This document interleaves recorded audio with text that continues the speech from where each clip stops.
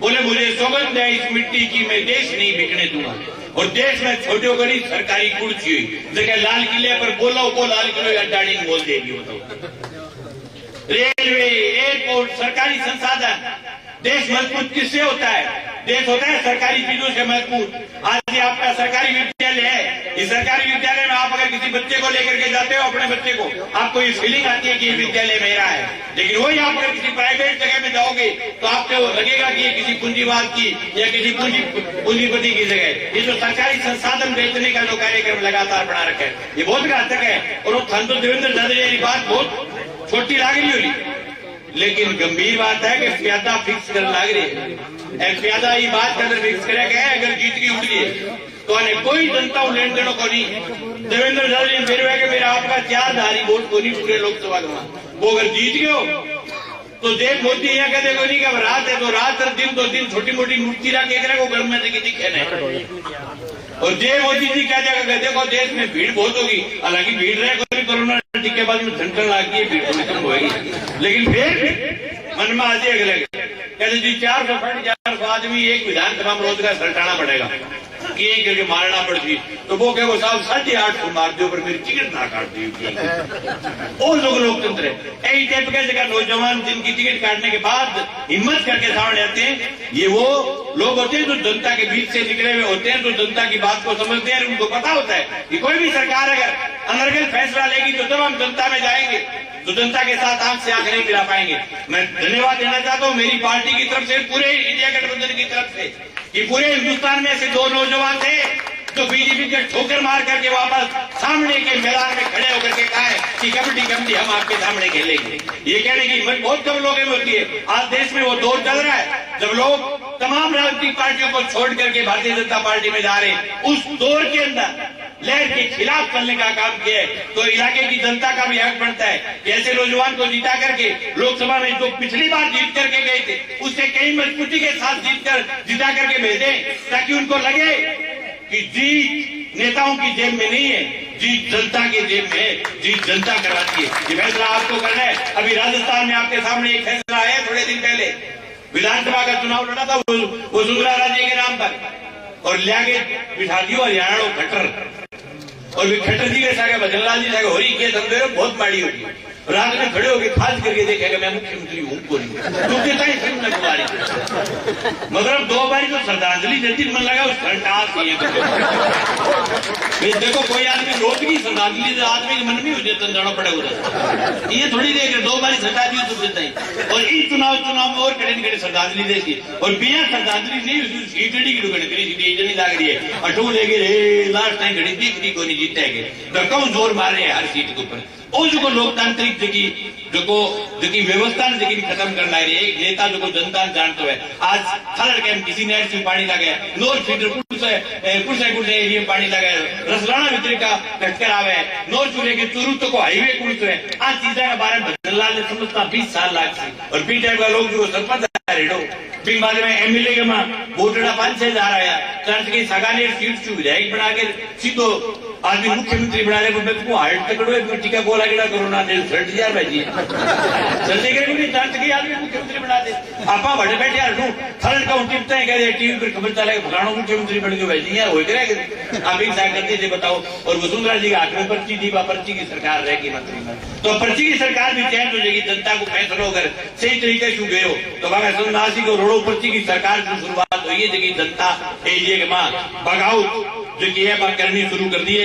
और दूसरी बात साथियों ये वो इलाका है जिस इलाके के अंदर पानी वाला इलाका बीमा यहाँ कम आता है लेकिन फसल बीमा क्लेम के सवाल हमेशा लोकसभा में मजबूती के साथ बोलते थे लेकिन उस समय मजबूती नहीं थी थोड़ा थोड़ा सरकार से डर करके बोलना पड़ता था भाई सरकार होती। अब अगर जाएंगे तो मुझे उम्मीद है बीमे पर न केवल बोलेंगे देश की लोकसभा में बीमे के मुद्दे पर मजबूती के साथ धाड़ेंगे ये हमारी गारंटी है।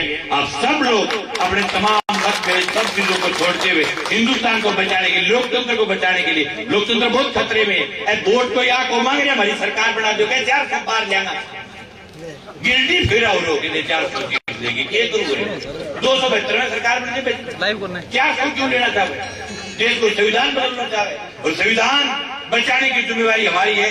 संविधान बचाने के लिए जान लगा करके पूछ पर लड़े हर आदमी ताकत के साथ। इनको पता चलना चाहिए, एक दौर था 2 अक्टूबर को पूरे हिंदुस्तान की गरीब जनता सड़क पर आई, तब इनको समझ में आ गया कि संविधान सभा छेड़छाड़ करनी माड़ी बात है। अब वो फेर से करा, मैं बीए तो करे कौन, लेकिन अगर बहुत सारी टिड़ी आ गई तो बात बहुत खराब है। तो राजनीति थोड़ा खोल दो, पत्रों को जो इतनी जाडी पेटी उड़ी मारी है, ऊपरी छोटा छोटा खोल के थोड़ी स्कूल करो और निवेदन करने खतराया सगड़ा लोग भाग मिलकर करो, सब पार्टियां करो। बहुत बहुत आभार, बहुत बहुत धन्यवाद। किसान एकता जिंदाबाद। अभी मैं भी गांव की तरफ से क्या हूँ भी यहाँ धारण का गांव में कार्यकर्ता से 2 दिन फिर के मैंने मिला भी 90% कांग्रेस के वोट यहाँ गल जाएंगे, 10% बीजेपी बची है। तो जोरदार तालियों से स्वागत कर दो। धन्यवाद मंगेश जी, बड़े जोरदार तरीके से आपने बताया बीमे के बारे में और सरकार किस तरीके से दोनों सरकारें काम कर रही है। वक्त का बहुत है, जिला प्रमुख मुकेश जी, सारण सरपंच साहब, राजश्याम जी, लेकिन समय का अभाव है। मैंने प्रधान जी भी आप सब सुनना चाहते हैं, लेकिन मेरा निवेदन रहेगा लोकप्रिय विधायक अमित जी चाचान सिंह जोरदार नारे के साथ, कांग्रेस पार्टी, इंडिया गठबंधन, राहुल कस्बा, अमित चाचान। धन्यवाद। विधायक जी संबोधन करें।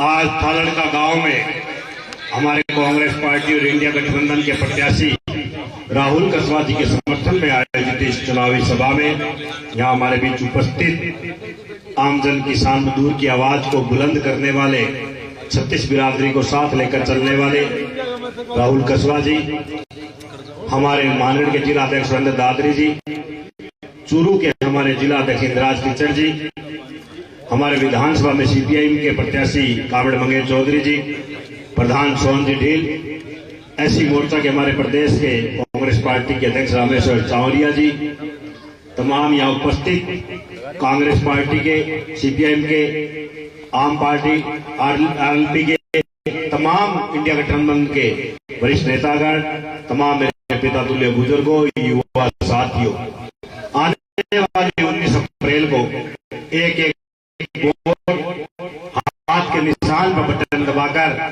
कांग्रेस पार्टी के प्रत्याशी राहुल कस्बा जी को भारी मतों से आप विजय बनाएं। कस्बा जी के परिवार के बारे में आपको ज्यादा बताने की आवश्यकता नहीं, लंबे अरसे से ये राजनीतिक में है। पिता पुत्र की जोड़ी में सदैव सच्चाई व ईमानदारी की राह पर चलते हुए 36 बिरादरी को साथ लेकर चले और क्षेत्र में पीड़ित मानव की सेवा करने का काम किया। यह अब चुनाव सिर्फ सांसद बनाने का नहीं, बल्कि ये देश के लोकतंत्र को बचाने का चुनाव है, देश की संवैधानिक एजेंसियों को बचाने का चुनाव है, देश की सरकारी संपत्तियों को बचाने का चुनाव है, देश के किसान और किसानी को बचाने का चुनाव है, युवाओं के उज्जवल भविष्य को बनाने का चुनाव है और पूरे देश के अंदर भाईचारा कायम करने का चुनाव है। क्योंकि हम देख रहे हैं पिछले 10 वर्षों से देश में बैठी तानाशाह सरकार आज आम जन किसान मजदूर की कमर तोड़ने का काम कर रही है। आज ये सरकार के खिलाफ कोई भी नेता अभिनेता, लेखक, पत्रकार कोई भी आवाज उठाता है, महंगाई के खिलाफ बोलता है, भ्रष्टाचार के खिलाफ बोलता है, तो दूसरे दिन ईडी सीबीआई के माध्यम से उन्हें जेल में डाला जाता है। क्योंकि जो हमारी संवैधानिक एजेंसियां थी, जो 10 वर्ष पूर्व तक स्वतंत्रता के साथ काम करती थी, और इन 10 वर्षों में वो संवैधानिक एजेंसियां भारतीय जनता पार्टी की बी टीम बनकर काम कर रही है और बड़े बड़े राजनीतिक घरानों को डराकर धमकाकर भारतीय जनता पार्टी में शामिल करने का काम ये केंद्रीय स्वतंत्र एजेंसियां कर रही है। आज देश की स्थिति में देश कहाँ जा रहा है, देश के हालात क्या है, हम किसी से छुपे हुए नहीं है। ना तो हम यहाँ किसान सुरक्षित है, ना हमारे गोल्ड मेडल लेने वाली हमारी बेटियां सुरक्षित है, ना छोटा व्यापारी सुरक्षित है, तो ना युवा साथी सुरक्षित है। इनको सिर्फ चंद पूंजीपति घरानों की चिंता है, आम जन किसान मजदूर के दुख दर्द के बारे में ये कुछ नहीं जानते। मैं धन्यवाद दूंगा राहुल कस्बा जी को कि वो पहला परिवार है जिस तानाशाह सरकार को आंखें दिखाने का काम किया। उन्होंने खुली चुनौती देते हुए चुनाव मैदान में उतरे, कांग्रेस पार्टी में शामिल हुए और इंडिया गठबंधन के संयुक्त रूप से हमारे उम्मीदवार के रूप में हमारे बीच में है। आज चूरू लोकसभा की सीट पूरे राजस्थान के अंदर सबसे मजबूत सीट कांग्रेस की चूरू लोकसभा की सीट है। लाखों मतों से जीतने जा रहे हैं, तो हमारा भी फर्ज बनता है 8 विधानसभा में सबसे अधिक मतों की लीड हम नौर विधानसभा क्षेत्र से दिलाकर भेजे। 50,000 से ज्यादा की बढ़त वोटों की बढ़त नौर विधानसभा से लेकर जाएंगे। यही मैं राहुल कसवाल जी को विश्वास दिलाता हूं। आप सबका बहुत बहुत आभार, धन्यवाद। जय हिंद, जय भारत। धन्यवाद विधायक जी। अब मैं निवेदन करूंगा हमारे लोकसभा प्रत्याशी सांसद राहुल जी कसवा संबोधित करें।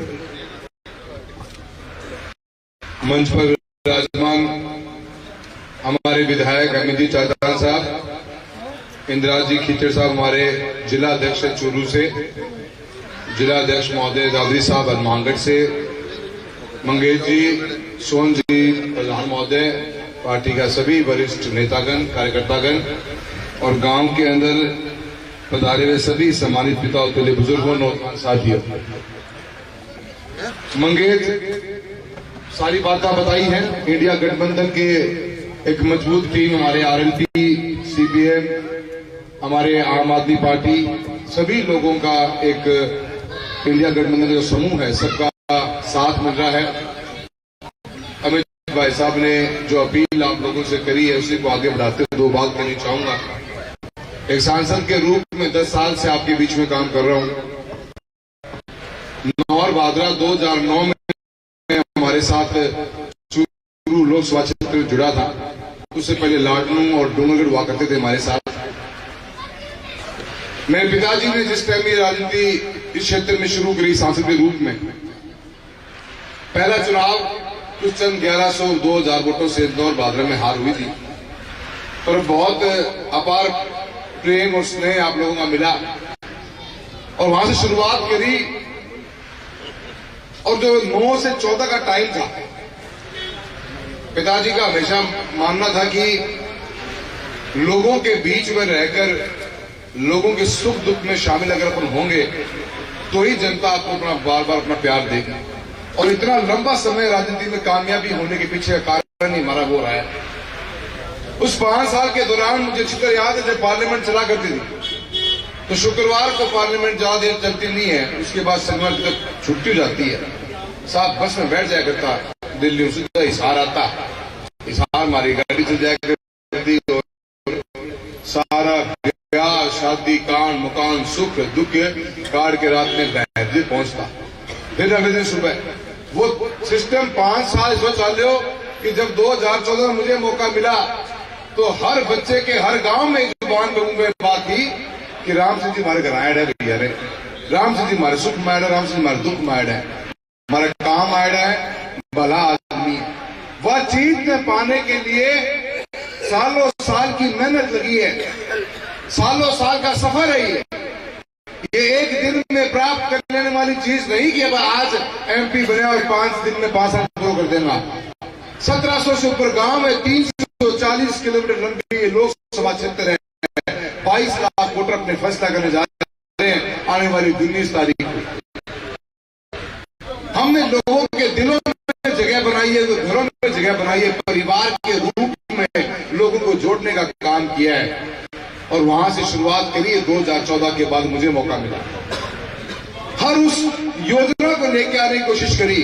कभी ये भाषण नहीं दिया कि ये चीज ला दूंगा, ये कर दूंगा, वो कर दूंगा ना। हर मंत्रालय पर नजर थी, हर मंत्रालय के अंदर मेरा पैर रहा है,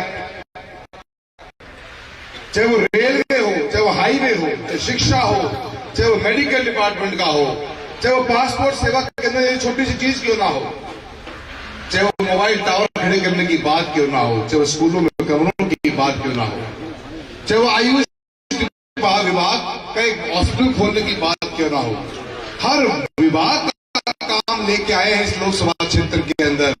और करते करते आपको परिचय भी दिया मैंने आज 20,000 करोड़ रुपए से ऊपर का ऐतिहासिक विकास कार्य कराया चूरू लोकसभा क्षेत्र में। आज ट्रेनों के अंदर हमने वो आयाम खड़े करे कि 29 ट्रेनें चलती है चूरू लोकसभा से पिछले 10 साल में शुरुआत के लिए। देश के किसी भी कोने में जाना चाहोगे आज तो चूरू की किसी स्टेशन से आप पहुंच सकते हैं। कलकत्ता जाना है, कलकत्ता बॉम्बे जाना है बॉम्बे, हैदराबाद जाना है हैदराबाद, आप जहां जाना चाहो वहां जाने के लिए आपको ट्रेन की व्यवस्था करिए। हम उस दौर पे आ गए जहां हमारा ट्रैक विद्युतीकरण तो हो ही गया, अब हम डबल लाइन बिछाने का काम कर रहे हैं। रतनगढ़ से आते हैं हमारे इंदिराज जी, रतनगढ़ से चूरू और चूरू से सादुलपुर डबलिंग का काम चालू है। 1000 करोड़ की लागत से काम शुरू कर रखा है। हमने व्यवस्था ऐसी बनाई कि हर वो काम की छोटी छोटी चीजें होती हैं। मैं भी गांव में बता देता हूं, बड़े कामों से तो आपको 1-2 दिखते हैं। स्कूलों में कंप्यूटर शिक्षा की बात चली, जब कोरोना की बात कर रहे थे, बता रहे थे, कोरोना के बाद में प्रशिक्षण प्रणाली में परिवर्तन आया कि घर से पढ़ाई होगी, कंप्यूटर बेस्ड शिक्षा होगी, कंप्यूटर नहीं थे। मैंने इसी बात को पकड़ते हुए पहले तो मैंने क्या देखा कि स्कूलों में लाइट ही नहीं है। भाई साहब, मैं फर्स्ट टाइम मीटिंग ली तो 458 स्कूलों में मेरी लोकसभा क्षेत्र में लाइट ही नहीं, क्योंकि बच्चे सुबह जाते हैं स्कूल, पढ़ के शाम दोपहर में शाम उल्टा गा देते हैं, तो रोशनी की छुट्टी नहीं। 458 स्कूल में एक साथ अपने कोटे से पैसा दिया और सभी स्कूलों में लाइट दी। और जब मालूम पड़ा तो राजस्थान का पहला लोकसभा क्षेत्र चूरू है जिसके हर स्कूल में लाइट है। फिर अपन ने एक साथ सभी स्कूलों में कंप्यूटर की लैब दी, 3-3.5 लाख रुपए की लैब प्रत्येक स्कूल की थी। उसमें एमपी कोटा कुछ लगा सकते हो, बाकी कोटा सरकारें दे रही थी। राजस्थान सरकार ने टेंडर निकाला 148 स्कूलों का, 148 स्कूल में 20-20 कंप्यूटर की लैब थी। उस 148 में से 122 स्कूल मात्र चूरू लोकसभा के पूरे राजस्थान के अंदर अपने साथ देने का।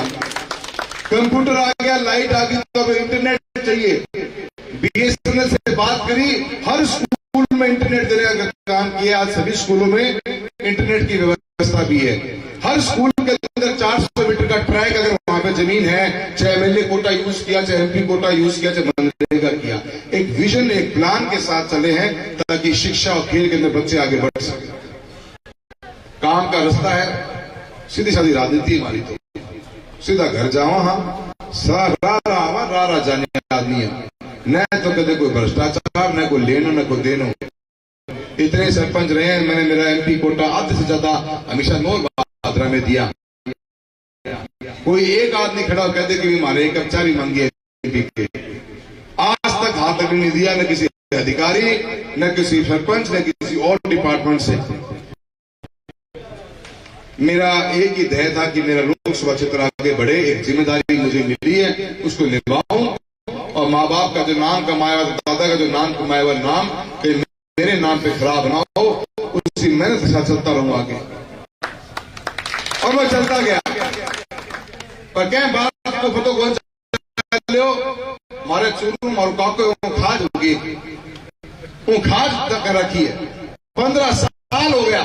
2014 में राम सिंह जी टीम काट दो, 19 में मारी काट दो, 24 में फिर काट दो। प्रजातंत्र है क्या बात को? और कोई सुनने तैयार कर दी। मैं प्रदेश के अध्यक्ष घंटे मारी, सोहन जी मैं बोले वही अध्यक्ष, बताओ क्या बात है? थे भी एमपी, मैं भी एमपी, काम गिनवा लो,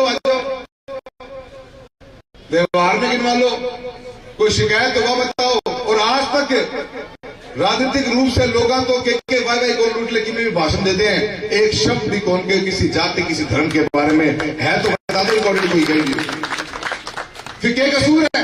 एक काके की खाज, उनको तो 100 बीमारियां हैं, कौन ठीक करते उसने? वो तो ठीक कौन के जा सकता है? वो तो ले हो गया शुरू। जिनका राजनीति के अंदर विकास कभी ध्यान नहीं रहा, उन्होंने हमेशा परिवारों को, लोगों को केस कचहरी के अंदर अटकाते हुए तेरी मेरी की राजनीति करके लोगों के जीवन में जहर घोलने का काम करने वाले लोग, आज मुझे लगा कि जो फैसला में लिए है बिल्कुल सही फैसला लिए। उन्होंने तो दे दिया स्टेटमेंट 2 दिन पहले, चूरू के एमएलए के बारे में बोल गया कि मेरे नाम की फोटो टांगी और गांव गांव गया जब चूरू के विधायक बने। मतलब कि इतना बड़ा लोड ले रखे काका सिर के ऊपर, विधायक, एमपी, एमएलए थारा प्रधान प्रमुख मार्का को नाम लाग रहे हैं। तारीख 19 है, का कदम थोड़ा हल्को कर दो, मौको बड़ी आ गए।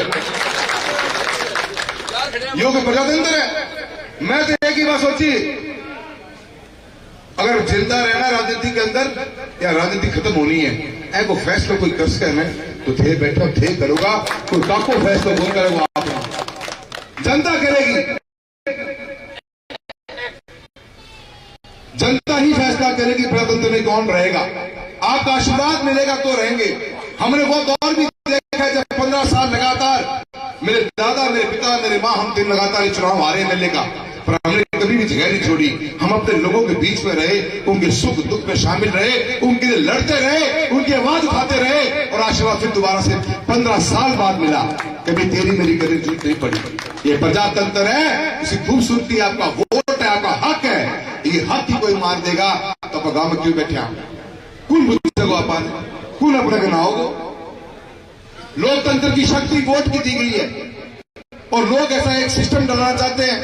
मंगेश सही कह रहे हो, 400 पार क्या? 400 पार क्या करो भाई? थारा 2 है सांसद, 2 सांसद, एक कर्नाटका में, राजस्थान का प्रत्याशी के रूप में बोल चुके हैं कि संविधान में संशोधन लेके आऊंगा। क्या लेके आऊंगा? लोगों ने बताओ, आज वोट पड़ना है 19 तारीख से पहले बताओ क्या लेके आऊंगा, या खंडन करो कि कोई संशोधन कौन लेके आऊंगा। मंशा ठीक नहीं। आज गांव में हर जगह देश भर में एक अनिश्चितता का माहौल बना हुआ है कि क्या होगा 400 पार आते हैं। साथी जागो, ताकत आपकी है। लोगों ने बहुत कुर्बानियां, बहुत शहादतें दी हैं इस देश को आजादी लाने के लिए, और इस प्रजातंत्र को लाने के लिए, इस लोकतंत्र को लाने के लिए। मैं आप सभी से निवेदन करता हूं, एक बड़ी लड़ाई है, बड़े मन के साथ लड़ी जाएगी।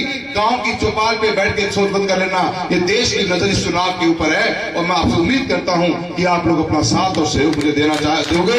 हमेशा अपना आशीर्वाद दिया है। चुनाव हारो है, मेरे चुनाव कौन रहे हो? मैं तो खाली मजबूत कदम उठाए हैं। मैं हो सोचे जो होगो, और जिन परिस्थितियों में उठाया है, मैं तो बता दूं दोस्तों, चुनाव को टाइम चल रहा है फिलहाल, जैसे हालात रहे पर आप महसूस कर सको कि मैं 2 ही जना हिम्मत करी है तो कुछ सोच समझ कर करी होगी। किसान और किसानी को बचाना होगा, लोकतंत्र को बचाना होगा, सबको एक होना पड़ेगा, और संदेश देना पड़ेगा कि हिंदुस्तान में आज भी प्रजातंत्र जिंदा है। आप सबको सहयोग मिले, ऐसी उम्मीद करता हूं। गांव के अंदर पहले मैंने वोटर मिले है, हर बार सारा आशीर्वाद मिला है। एक ही बात आपसे कहना चाहूंगा, 19 तारीख बटन नंबर 3 है, हाथ के निशान पे वोट डालना है।